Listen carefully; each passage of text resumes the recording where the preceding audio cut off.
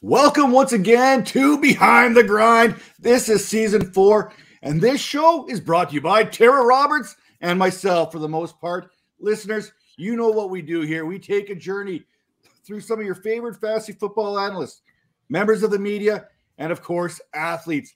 This week, we are going behind the grind with Yahoo Fantasy sports writer and self-proclaimed lover of Larry David and Radiohead. Move over, Triple H, because 3D is in the house. The original Bay City roller himself, Dalton Del Don. How you doing, Dalton? Hey, I'm doing well. Thanks for having me, Tera and Matt. Great intro. I appreciate that. Well done. Yeah, we try. It's pretty much downhill from there. I mean, that's kind of where we peak, and then we just kind of fill in the blanks the rest of the way. I doubt that very much. No, I'm looking forward to this. It's been a long time coming. We were just talking about that. A couple years ago, you hit me up to be on the show, and I was slow to get back to you. Last year, something came up for you. So, yeah, it's been a long time coming. Let's do this. Yeah, so some of these questions might be from the original time that we were supposed to get you on the show. So there might be some questions that are actually 3 years old that may not quite be relevant today. No, I did some new research. We're good. I scrapped the old show sheet. I got a new show sheet here. So the first thing we always start with is, it's probably one of our favorite questions off the get-go. It's, if you were a closer, if you're pitching for the San Francisco Giants and you're coming in the 9th inning, or you put a luchador mask on, you're coming to a ring in the WWE, what is that theme song for Dalton Del Don? I mean, is it like a Dudley Boys because we got the 3D thing going here? What do you got going for us? Well, Edwin Diaz is the king right now. I think his trumpet entrance is like better than Enter Sandman, the classic. So he's tough to beat. Seven Nation Army I used for a podcast I did many, many years ago, but everyone uses that song now. It's the most overplayed song throughout arenas. Maybe the Curb Your Enthusiasm theme.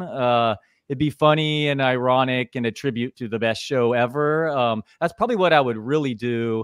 If you wanted a real rock song from me, I took a radio class once and I used a demo. They made me do a demo, and I think it was like Dead Souls, I think it's called, from a Nine Inch Nails cover from the Crow soundtrack. And that is a really good beat for an entrance. But truthfully, it'd be Curb, the Curb intro song. Curb Your Enthusiasm has a little bit of a fantasy. Sorry, Tera. I was going to say, Curb Your Enthusiasm has kind of that fantasy tie-in. I mean, lots of fantasy analysts love that show. John Hansen of Fantasy Points was on that show. He's on it. I know. So jealous. Yeah. I know. Crazy. I know. And plus, it sets like expectations low. It's like a fumble. It's like, it's the butt of the joke, basically. So, you wouldn't expect it set the bar low there with the kind of the joke of the song entering the box. So if that's kind of the intro song, and I mean, you've kind of gone through the whole parent type situation and whatnot, and is there a guilty pleasure song? Maybe a song that maybe most people find annoying that you're like, you know what, it's kind of catchy. Is it like some Coco Melon? Is it maybe a Dora the Explorer? Like, what's one of those songs maybe from your parenting that kind of is like, you know what, I kind of liked it? Yeah, so we don't talk about Bruno from, was it Encanto? was played quite a bit in this house for one period, and I will admit to definitely singing along with it. That was very, very catchy. So that would be that. The only other thing I could think of here, I don't think Taylor Swift should count as a guilty pleasure at this point. I don't mind her music. I have been guilty of going to not one or two or three, but more than a handful of Dave Matthews Band concerts back in the day. I feel like that hasn't aged super well, if you're like really a music snob, but DMB still has a special place in my heart, but that could be embarrassing if you're a music snob to say I went to a bunch of Dave Matthews Band concerts. Yeah, I don't think there's too many of them out there that do that. Go to the Dave Matthews Band. Oh, anymore? Yeah, no, not now, or ever. Yeah, if you're a music snob, no, not at all. But they're fun and they go off. I've never been to, not quite the Fish style, but kind of there back in the day. But this is long time ago. And the short answer, or the more recent answer, is obviously we don't talk about Bruno, which is very catchy. Yeah, I identify with that. My kids are, playing movies about 5,000 times over. So we're running specifically one song from a soundtrack over and over and over again. So I'm right there with you. Let's take it back a little bit further and kind of start about talking about you in sports and when you were younger as a youth. How did you get into sports? What kind of sports did you play when you were younger? I played high school hoops. Wasn't great at it. Played Little League baseball, traveling team, all that, and some golf, but wasn't, an awesome athlete or anything special or anything. So definitely, I would say memories of watching sports are just as great as playing. First memory would probably be Kirk Gibson hitting that walk. I know it is actually my first memory. Kirk Gibson hitting that walk-off home run in the World Series in 1988. I have vivid memories of the Bay Bridge World Series in 89 after that. So I was 6 years old, 6, 7 years old with those memories. But what sums up my youth with sports is Michael Jordan. It's as simple as that. I lived and died by those Bulls games. I live nowhere near Chicago, but in my defense, I know everyone rooted for Michael Jordan, not exactly unique here, but I was rooting for him before he even won his first title. I can remember watching Game 1 against the Lakers with my dad then. My parents weren't really into sports, and I don't have any siblings my age, but whatever reason, I was just born with this obsession. And I'll probably never care about any team winning as much as I did with the Bulls back then when I was a kid. And you're talking to someone who still cares about laundry quite a bit. I still spent too much money and flew and watched my Niners lose in Las Vegas. But yeah, man, it's watching those Jordan as a kid. And then I'm just so lucky in the Bay Area. Barry Bonds growing up was right in my backyard. And then more recently, San Francisco Giants won 3 times in 5 years. Warriors won 4 and 8, and Niners have made 4 of the last 5 title games. So yeah, I would just say growing up, there was no one really introduced me that I can think of, just the TV. And man, I've been obsessed ever since. How did the sports shape you? Because there's some big time moments coming out of California. You've got the catch, you got everything San Francisco did. You had Gretzky getting traded to the Los Angeles Kings. You had the big time boom there in hockey in California with the Ducks and the Sharks coming. I mean, you mentioned Kirk Gibson. I mean, so many memorable moments from the state of California. How do those moments shape who you are today? You mentioned Michael Jordan and whatnot. Of course, we all had our tongue hanging out, running around the place, doing what we do best. But how did those moments maybe shape the person you became today? Yeah, I mean, I don't know if I was going to go. Bash Brothers were pretty cool growing up too in Oakland, but I don't know if they shaped how I was as a person. Yeah, I don't know. Just been super lucky to be close to it. I've probably taken it for granted. Like I said, both basketball, even Stephen Curry era has just been ridiculous. And Bonds never won that World Series, but I mean, seemingly every single time I went to whatever the stadium was called at that moment, the dude would hit one in the Bay. I mean, that is just so fortunate. I mean, just looking back at that. And yeah, it's just obviously a lot of people don't get to live within 2 hours of that area. I actually don't live in a big city at all.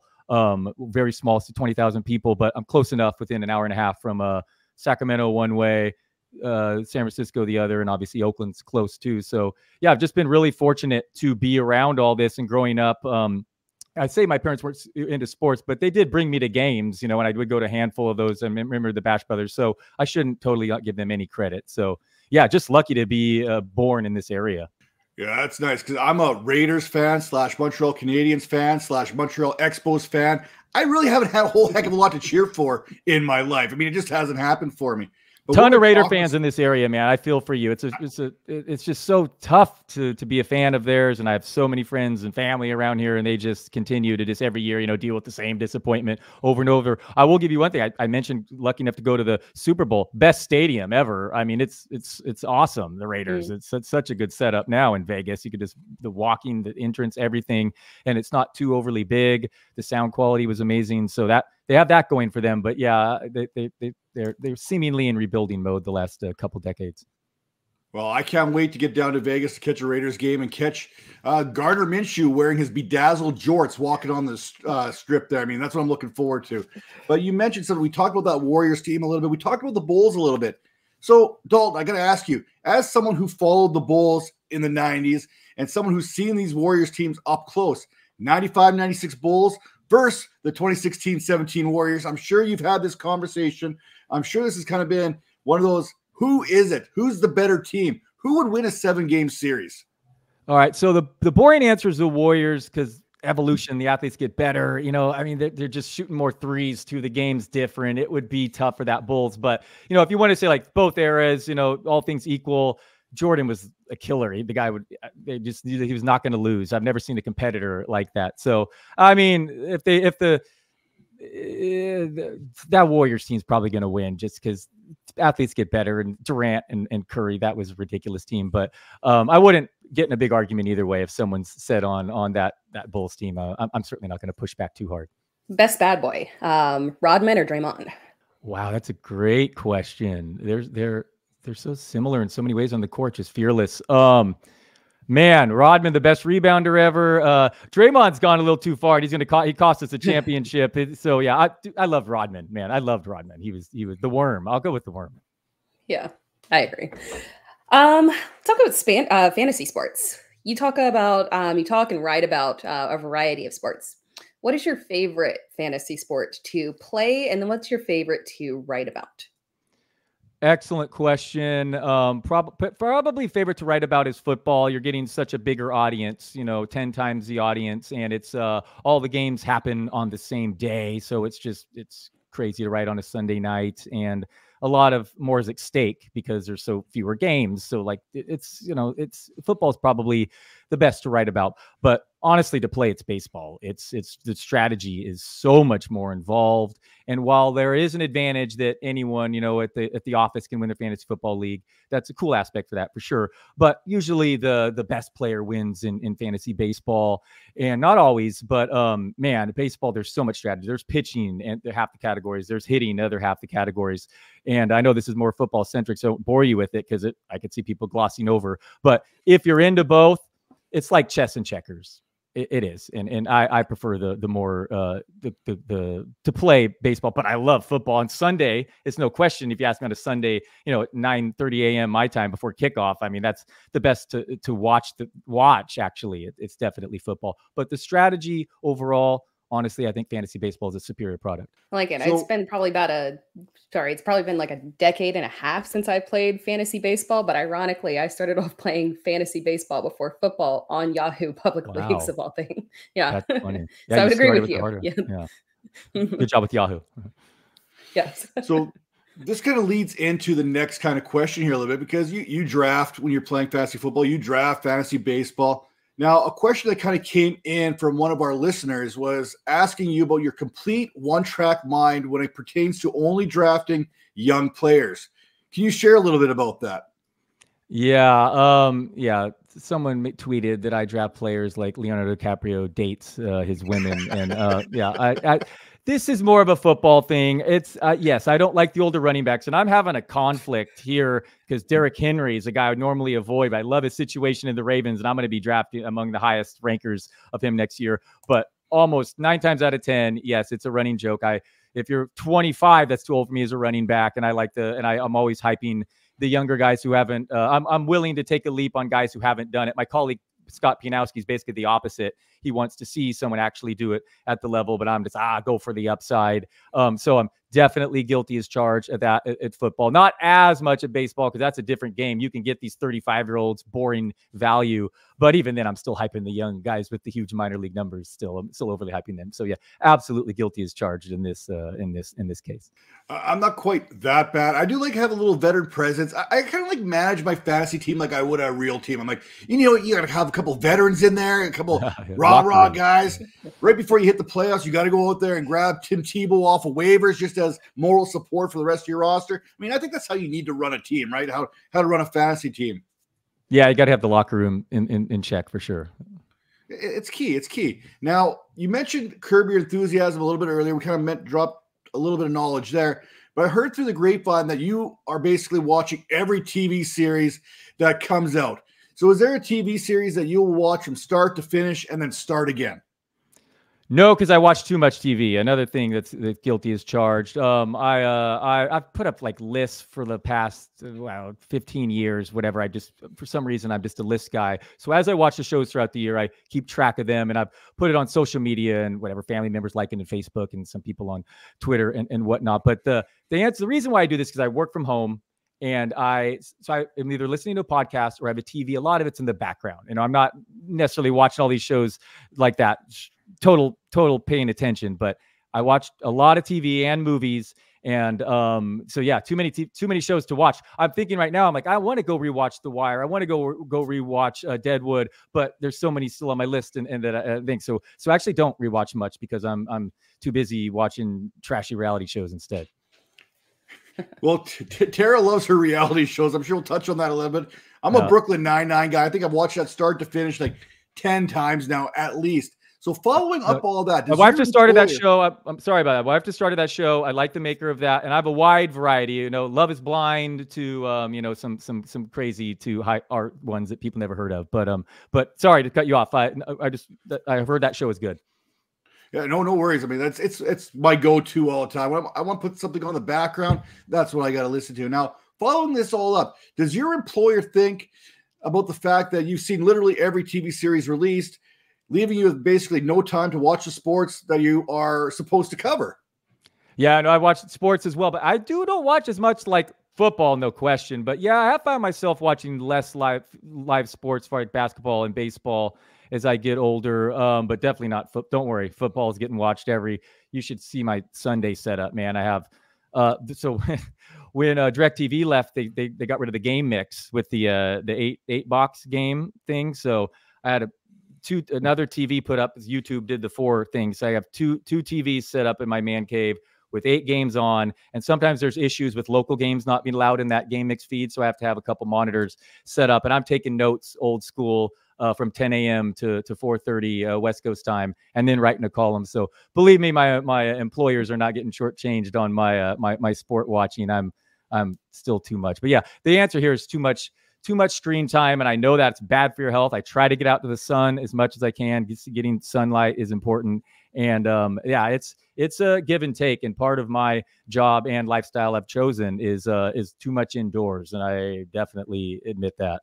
But you have screen time, though. You can take that outside too, so it's all good. You can constantly binge. Anything you're binging in particular right now? No, I Love Is Blind. We just finished. So let me think here. Curb's going. Oh, Griselda. Griselda was a good one on Netflix. That was a good mini series. That's a fun one. It's entertaining, a little over the top, but Griselda was a fun one you could binge too. Mr. and Mrs. Smith was another one. Mr. and Mrs. Smith was a. I tried to get into that. I really did. I got into it a little bit, and then I don't know if it just was too slow for me off the beginning or what it was, but I'm like a squirrel, man. I'm like a squirrel with ADD. I mean, you have to catch me. You got to pull me in like right away. And Mr. and Mr. Smith, it didn't do it for me. I tried. I watched like 8 or 9 episodes, and I was like, I think I got through season 1. Is it 2 seasons right now or something? I think I got through 1 season, and I was like, I gotta put something else on. Like I tried. I gave it the college effort. Just 1 season. Yeah, it's just 1 season. What about True Detective? You guys get into that latest season? I haven't gone. No True Detective. Yeah. No. Okay. Yeah, that's pretty. You could go either way on that one, but that one's another one that's entertaining. But I hear you, man. And TV's not for everyone. What about movies? What about you? You into movies? Like I said, I'm the sports kind of. I mean, I don't have time. I'm out and about with the kids, usually coaching basketball, coaching hockey. Yeah, that's coaching, another thing. Happens. This time of year, I know. I hear you with the kids' practices and games. Oh yeah, coaching too. That's a whole nother level. So yeah, you had a lot of commitments. Now I'm trying to get into Shogun because I have heard from like Jake Sealing, some other guys that this is the new show. This is the next one that we all should be watching right now. So I'm going to try to get to that here when things slow down a little bit. Give it a shot. On my list too, I've heard good things, but that one I heard is a lot of subtitles, so I can't watch it background. So I have to give it. So I'm going to set some time aside for that because of it's tougher to watch when there's all subtitles. Oh yeah, that's true.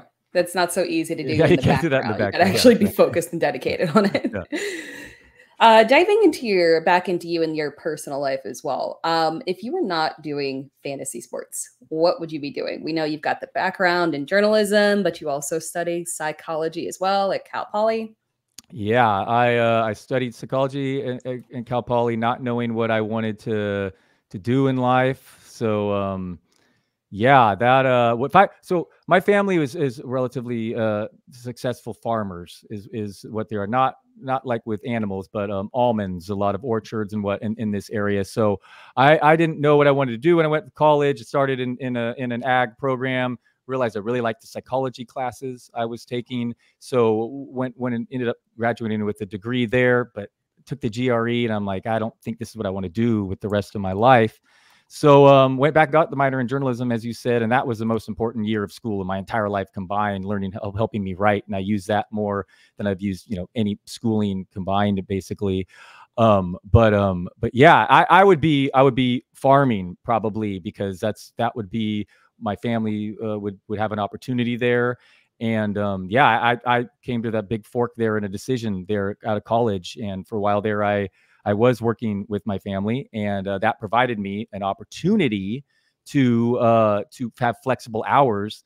And I started my own blog.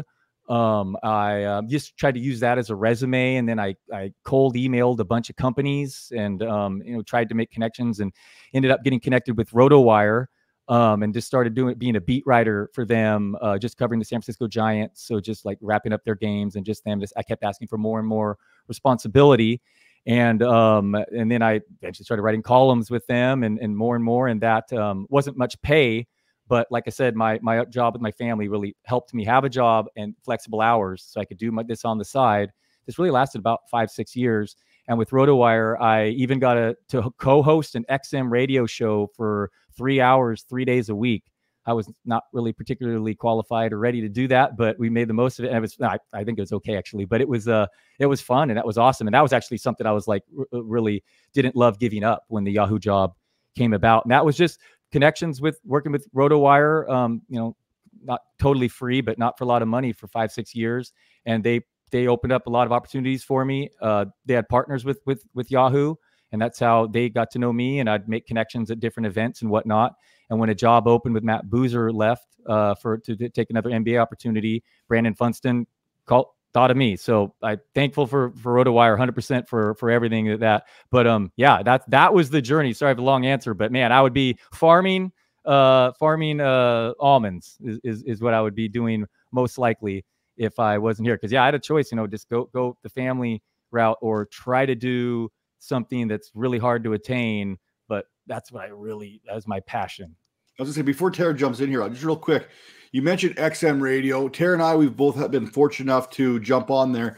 I remember my first time, and I think it was with Howard Bender, and it was a phone call on there. And I'm a very visual person, so I need to see the person I'm talking to, and be able to see how they're reacting and kind of feed off that. So the first one I did was a phone call, so I couldn't see it, and I was nervous. Like, I think I was talking 1,000,000 miles per hour. I don't even know what came out of my mouth that day. So do you remember your first time on radio or your first podcast, and how did that kind of go for you? Yeah, I still talk too fast. Work on that. I remember distinctly my first interview when I started that XM hosting job was Roy Halladay, who had just won like the AL Cy Young. So he was pretty big at the time. Rest in peace. And I was pretty nervous. I mean, it was not just some random interview. He was like a star athlete at the time. And thankfully, I came up with a good pitch mix question that I think he seemed to like. So yeah, I absolutely remember that. And Ricky Henderson was one of the first ones too.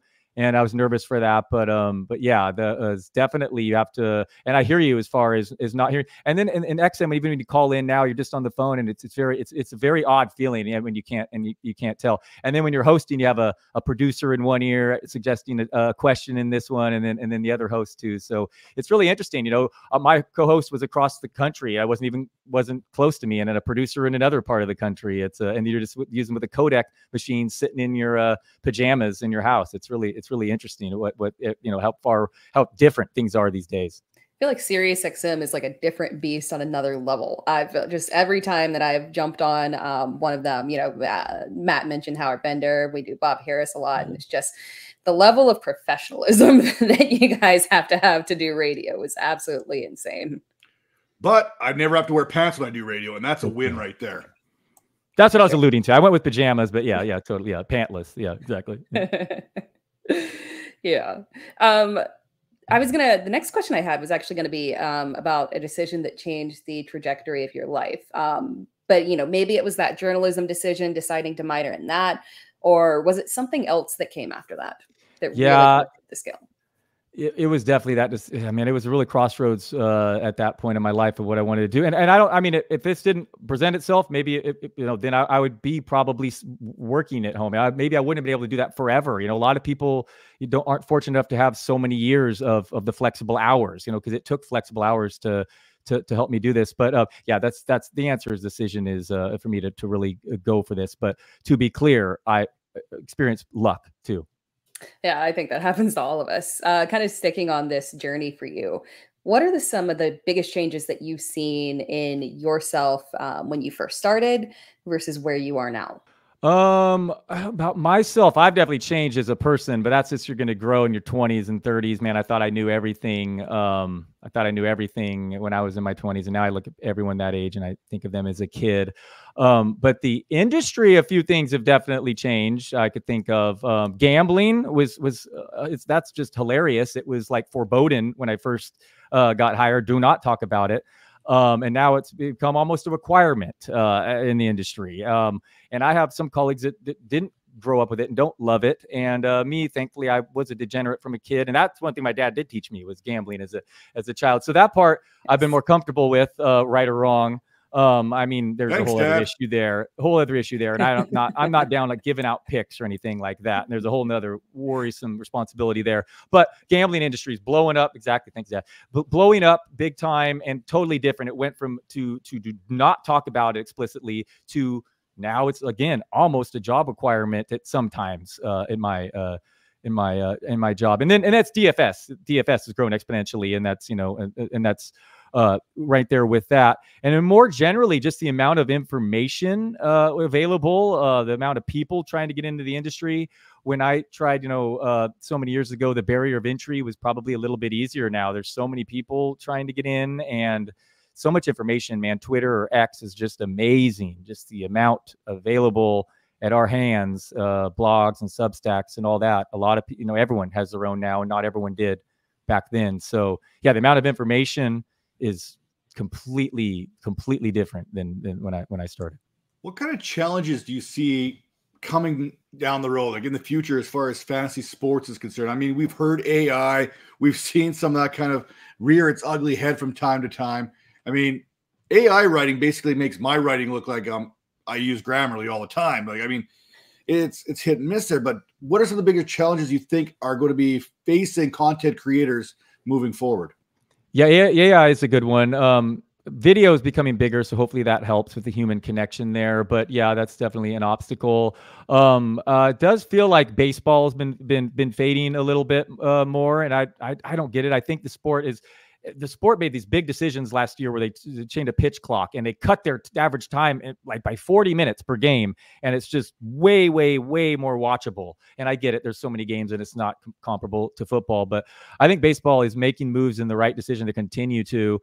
And I like that to get more back to being a little bit more popular. I mean, I think like I said, it's really fun if you're into strategy, and if you want to, totally, if you want the quick and easy way, no problem. But if you want just the other version, baseball's it for you. And I do think that's been a hurdle, is it's lost some of its popularity. And I think that's sad and unfortunate. And I hope that changes. Yeah, we've seen that in baseball more than anything. But you look at what we consume, right?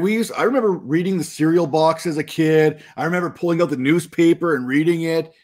Now I don't even have the patience to read 180 characters on Twitter half the time. So we've seen that basically, and that's consumption everywhere, whoever's looking at it. So that's maybe one of those other challenges, maybe grabbing someone's attention, or being able to do something to hold someone's attention. TikToks, these shorts on YouTube.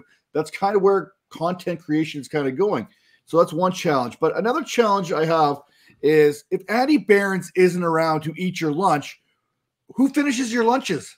Yeah, see, I live rent-free in Andy Behrens' head. See, he's always thinking of me, always talking about me, just worried about me. See, it's more of the same. I'd expect nothing less from him, talking yang for me like this. But yeah, no, love Andy, and good sport. And no, he's a great guy, and he's eating my lunch. Let's be real here. Come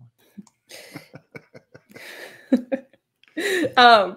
What are some of the looking at sports media? What has sports media taught you about yourself in particular? Sports. Well, fantasy sports has taught me that I'm more competitive than I realized I was. I realized that that's just kind of a game of trying to see who's better at predicting the future, and that's similar to gambling, but in a way with the players. So I realized that I'm competitive in that way. And that's what's drawn me to this is kind of competing, whether it be, my 11 league mates from high school, league that I still play in, or an industry league, or, competing against industry members, whatever. So yeah, I've learned that about myself is maybe that's why I'm into this. I enjoy the competitiveness of that, but, yeah, overall, like I mentioned to you earlier, just growing as a person, having kids and starting a family, and just age is helped. But I definitely acknowledge, boy, I'm a different person than even when I started, in 2012. Very much so. Speaking of family, go ahead, Matt. No, go ahead, Tera. I'll catch up right after this one. Just speaking of family, kind of diving into relationships as well. We talked about Andy. We've talked about, some of the companies that you've worked at as well.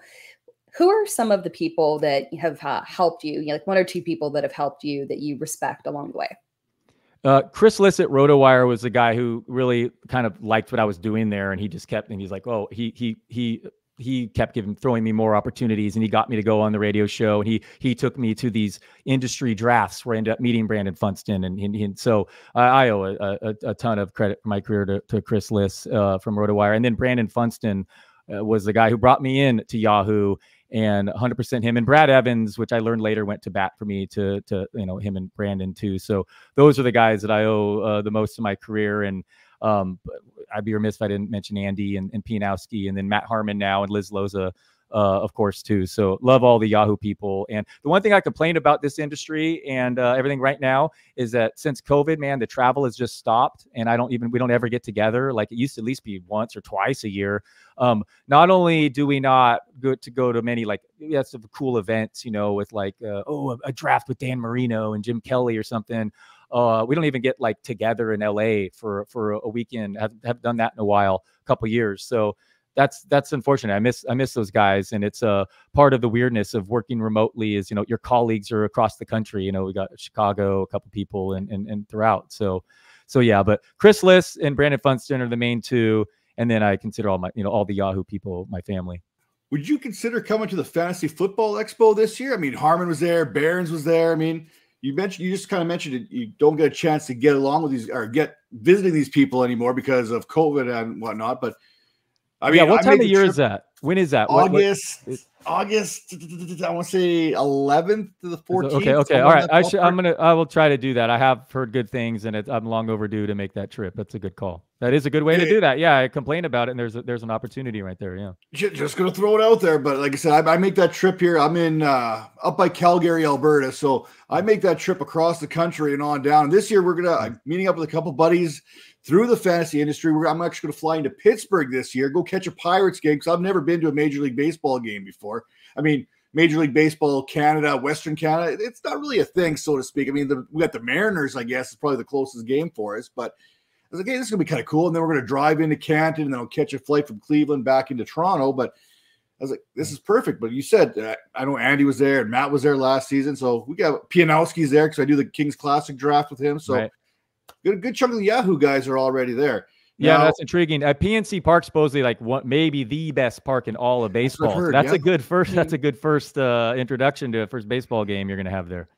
I mean, I probably should have gone to Oakland first so that I get the worst possible stadium and everything looks good after that, right?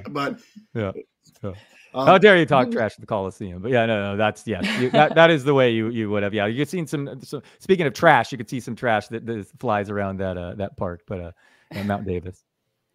So you mentioned these leagues and getting into them, and the experts leagues and the family leagues, and kind of your competitive nature. So I could ask this question: would you rather win a money league with experts or win a free league with your high school buddies? Which one means more to you? I mean, it's easy. Most people would say the money, but that's not quite as black and white as one would make think it to be. Yeah, it just depends on which industry we're talking about, all that. But yeah, no, the home league, bottom line, home league still matters a ton to me, and I absolutely still okay. So my first league was 3 people in 7th grade, so we're talking 94 or 5 here, and I'd use like the USA Today, as you mentioned, and it wouldn't even come out till Tuesdays, and I'd hand do the score.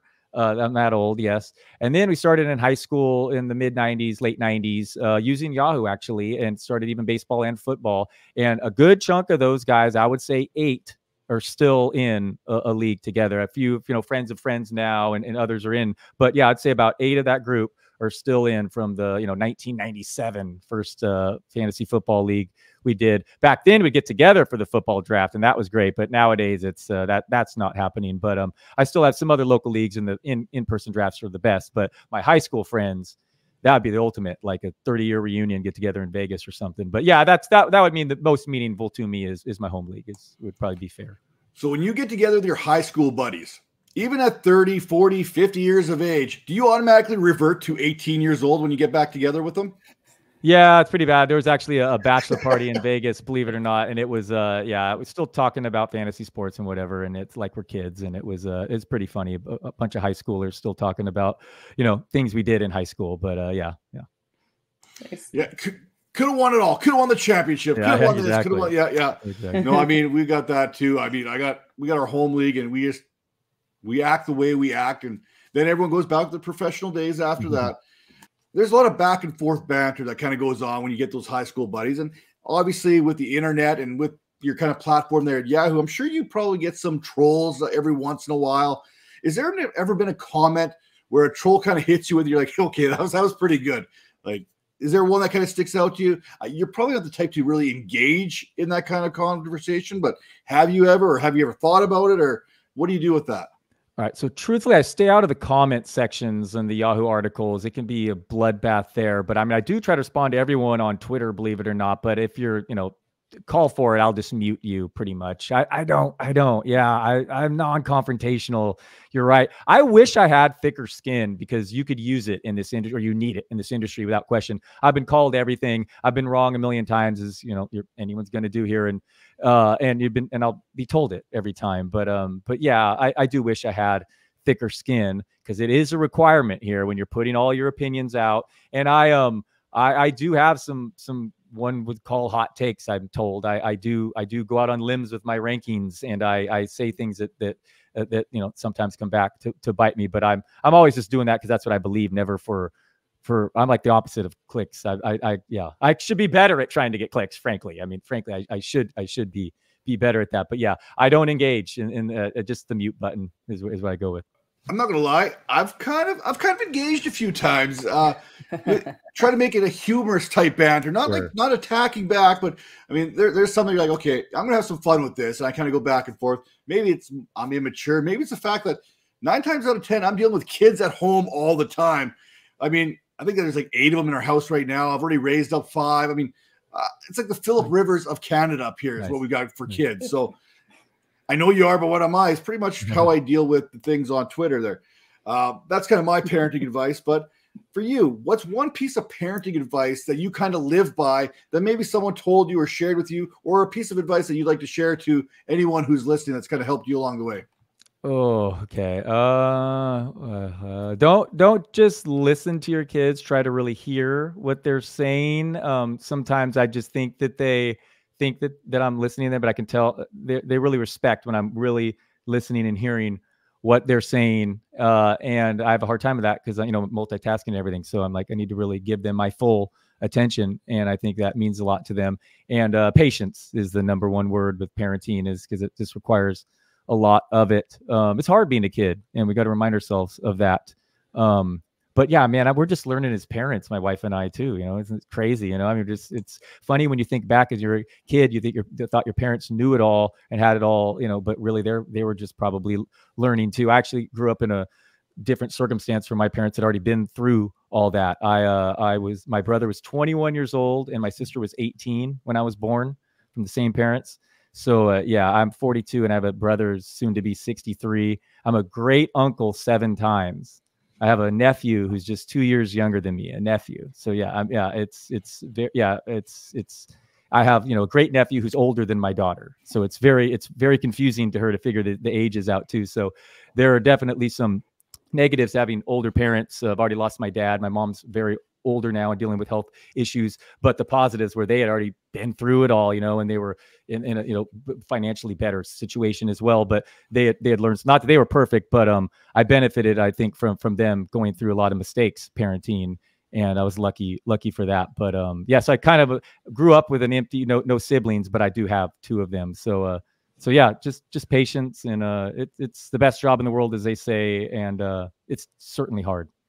It sounds like your family tree is a lot like mine, where it's kind of lopsided to the one side. So my wife, she came from a family that fostered and adopted. So my 26-year-old has technically a 14-year-old aunt, right? Where we kind of got the same type situation going on as you've got with the whole age thing and whatnot. But it sounds like you've got this parenting thing kind of figured out to a degree, like most of us. I mean, parenting is a lot like fantasy football. You're right about 65, 70% of the time. And if you're wrong, you're going to hear about it. Someone's going to point it out pretty quickly, right? I mean, there's a lot of similarities there.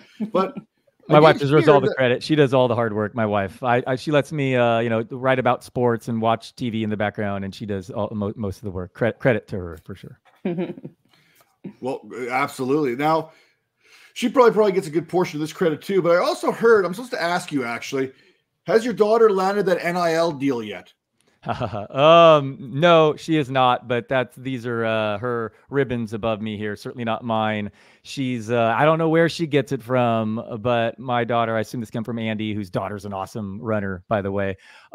My daughter is we told her to try cross country just one time. She's like, I don't want to run, but she's entered 7 races per year, so 21 races now, and she's won all of them. And sometimes by like more than a minute, and she beats the boys' times. And again, it's not from me. I have no idea where it's come from, but it's wild. And I get more worked up watching her than I do football. And I get pretty worked up watching football. I have this Whoop device that measures your calories burned. And my heart rate's through the roof. The two highest through the roofs is right before my daughter races, and Sunday when I got a survivor team on the line or something there. My daughter is kick butt racing cross country. But now next year she'll be a 6th grader racing against 8th graders. And the distance goes from 3/4 of a mile to 1.5 miles. So it doubles, and she's going to race against older kids. So she doesn't want to exactly do. I'll lose my streak, Dad. She says, like, no one expects you to win right away against these 8th graders. Just build yourself up with this endurance until you get to that age.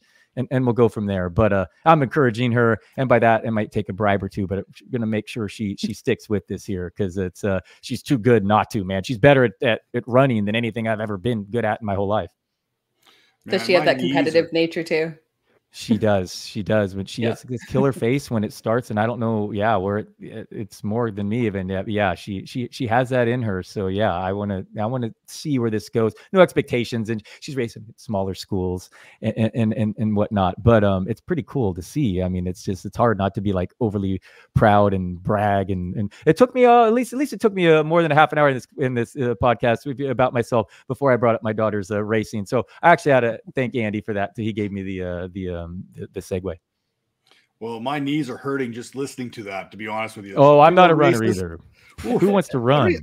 I have a hard enough time on Sundays going from the couch to the fridge without hurting something, let alone an actual race where there's miles and kilometers and whatever you want to put in there. Now, I get the heart thing, because both my sons were goalies for hockey.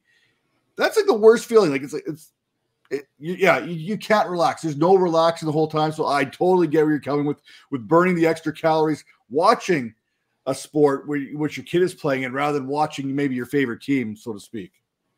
Yeah, I'm going to try to train her to get to work up a little, but I'm with you. I'm not going to be running right next to her. I'm going to be getting the device to try to measure and rooting her on from the sidelines. Because my running's miserable. That was my least favorite part of playing basketball. I hated the running out, before or after practice, and it's admirable, and it's a tough one to try to encourage. Because they're dead afterward, like crying and exhausted after 3/4 of a mile. I can't imagine 1.5 miles. Can you guys imagine 1.5 miles? I ran 1 mile in high school, but I don't think. Hope she's not hearing me talk about this. Yeah, I'm always wildly impressed with distance runners. I sprinted in high school, and getting me to run an entire lap was like, you couldn't even get me to run a warm-up lap. So I completely agree. We usually close things out with one particular question, but before we get to that, I actually wanted to ask one more.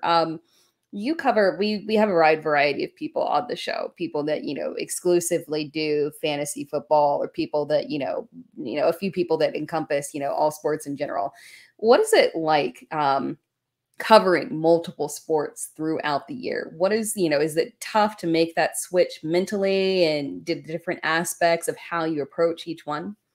Yes, it is tough, and thankfully I've concentrated that down to 2. We hired Dan Titus, and he's taken over basketball for Yahoo, and that has been great, because I mean, some people just do football year round. I mean, it's become a year round sport. I mean, we've seen these free agency. I'm like really into baseball. I mean, sign up at Yahoo. I mean, sign up right now. Baseball starting in 2 weeks. Let's get baseball going. But I'm on the Harmon pod yesterday talking about free agency, and there's so many moves. I mean, it's a year round sport. And so you don't want to get stretched too thin. You'd rather an expert at something than ideally. So we got Titus doing basketball. Now I can do football half the year, baseball, or football takes a little bit more than half the year, and it's not ideal. Sometimes you leave your baseball readers when it matters in August, because football takes over. I mean, it's certainly not ideal, but it is what it is, and it certainly helps if you want to get into the industry to be multifaceted in those sports. It helped me. I mean, if I didn't know basketball, I mean, I couldn't have taken that opportunity at the time. I mean, it wasn't my top sport at the time. It wasn't my favorite, to write about in fantasy, but I absolutely knew enough about it that that really helped get in there. But yeah, it's tougher, and I think 2 is the right amount. Two is enough. If you really want to be really follow it to where, baseball has 1 million minor leaguers, and there's so many more players. Football, the year-round sport, but baseball, just so many more players. People need their Curtis Samuel fix.